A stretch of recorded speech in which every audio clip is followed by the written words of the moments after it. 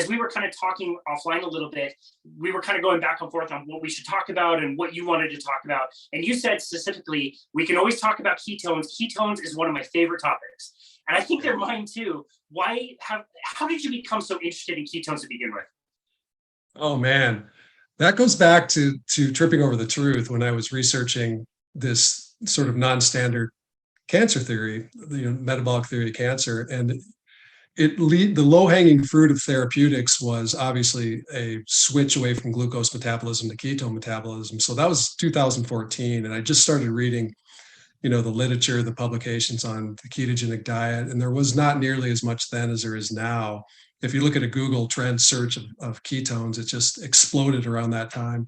So people became very interested in it. But, it showed such incredible therapeutic potential for just a wide, almost, inconceivable amount of maladies, from traumatic brain injury to Parkinson's, all neurodegeneration, and obviously cancer. So it was just a dive into those publications, and then realizing that it had this malign history of being the sort of pathological state, and then sort of around the 70s began viewed as this sort of elegant adaptation to starvation.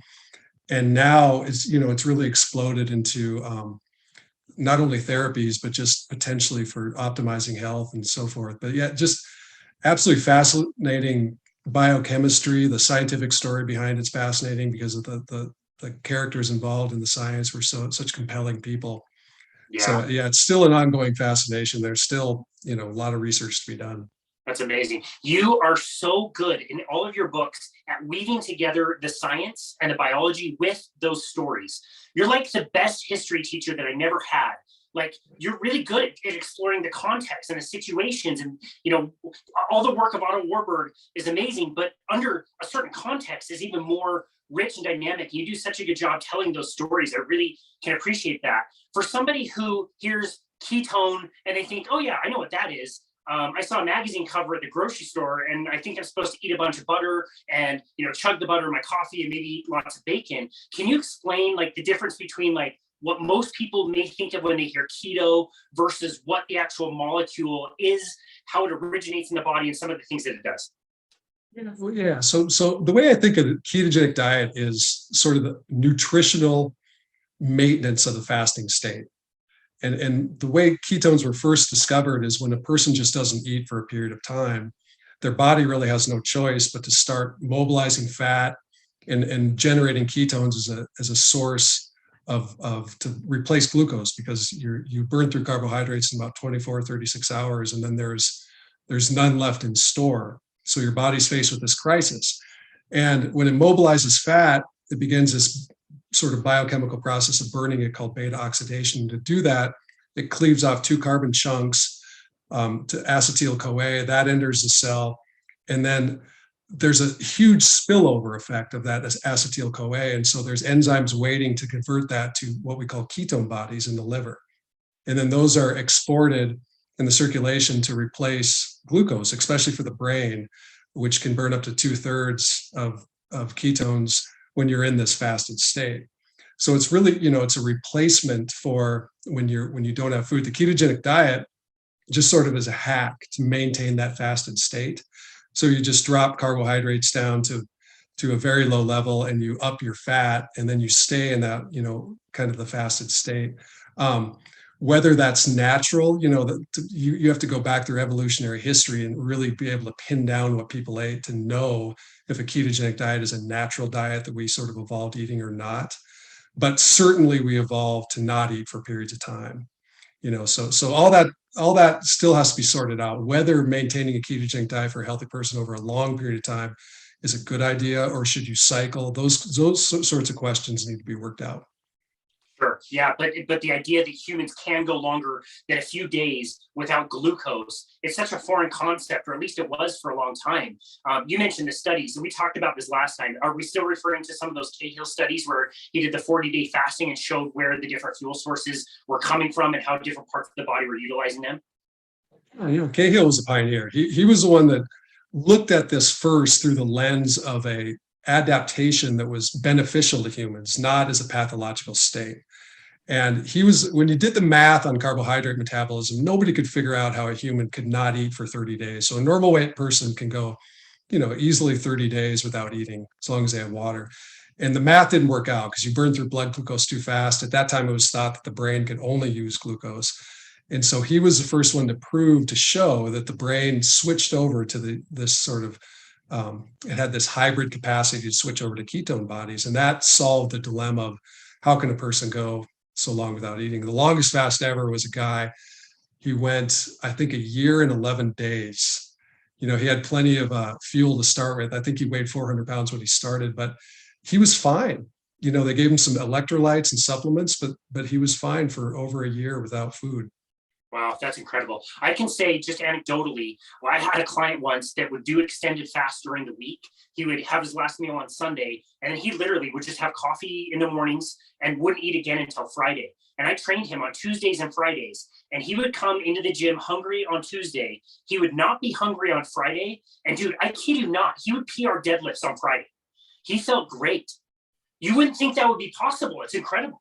Yeah, it's interesting. My son, he's a sprint athlete. Yeah. Deadlift, same thing. So he's a push athlete for the USA bobsled team. And these guys are, if you're going to go to the far end of the spectrum of athletes, they're the dragsters. They are just designed to sprint for 15, 30 meters as fast as you can, carrying a load. And in a fasted state, there's plenty of blood glucose there to maintain. And if you're taking creatine and you have enough phosphate energy, you can explode like that. So it's not a detriment I don't think it's a detriment at all to those sort of sprint activities. Yeah, that's awesome. I also know somebody in England who just completed some 5 days of cycling where they were doing like at least 100K every single day. And they did the whole thing fasted. And I know they documented a lot of their health metrics and numbers. And just, you're right, like sprinting, you wouldn't even think you could be able to do that, sprinting with no, quote unquote fuel. I just think we so much underappreciate what our bodies can do with so little inputs. It can just kind of sort things out itself. Yeah, we're incredibly adaptive.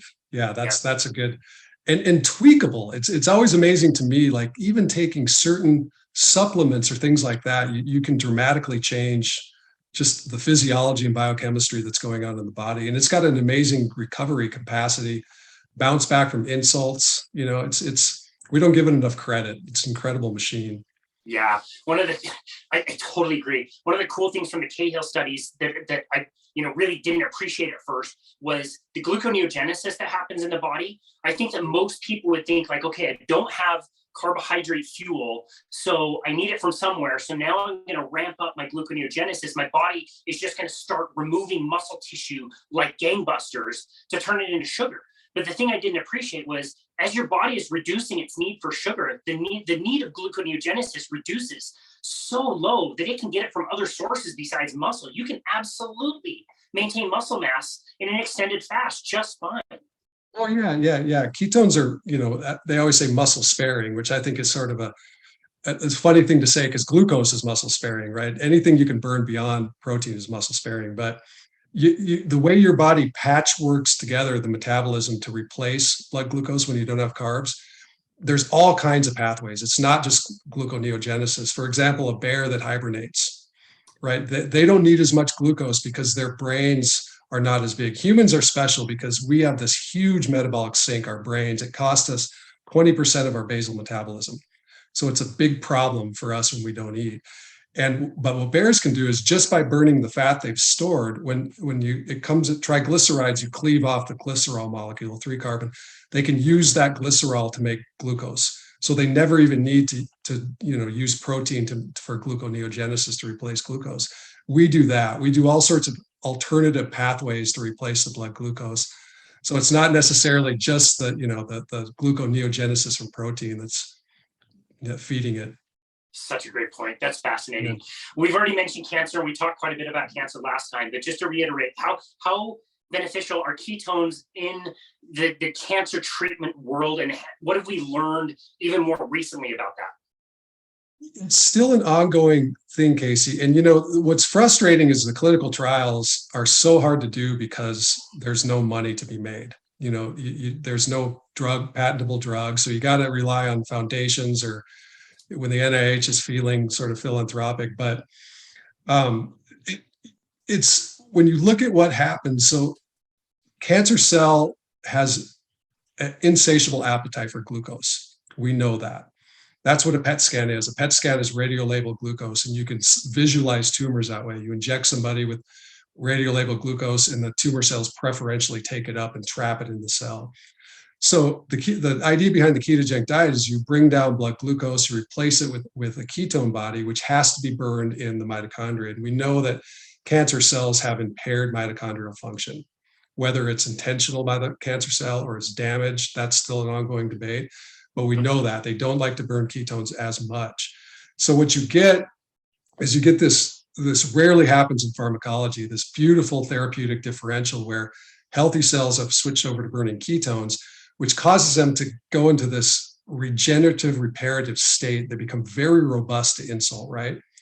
And then the cancer cells are struggling because they're not getting enough energy to fuel all their growth, and especially to mop up free radicals. They're always on this very precarious edge of dying from oxidative stress. And that's what radiation and chemo is. It's oxidative stress. So you set them up. You set up the cancer cells to die easier and healthy cells to go through insult more. So when you have somebody in that state and then you give them chemotherapy or radiation, you see a more dramatic effect. You see a more therapeutic effect, but you also see a huge reduction in side effects.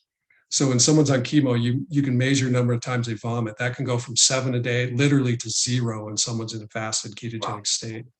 Hair growth, mouth sores, all the things you can count go down, and the subjective things like fatigue and things like that. So I think that's where it's got a real potential. Is just, I envision in the future there'll be 3 branches of oncology. There'll be radiation, medical oncology, which is chemo and drugs, and metabolic. And so you'll have somebody put people in this state before they get standard of care. And it's moving in that direction. They're noticing all kinds of drugs work better on the ketogenic diet, at major cancer institutions. We're trying to fund a trial, the ketogenic diet on glioblastoma, alongside standard of care at Cedars-Sinai. So I think within, if you have me on again in 5 years, I think it'll be a much different landscape.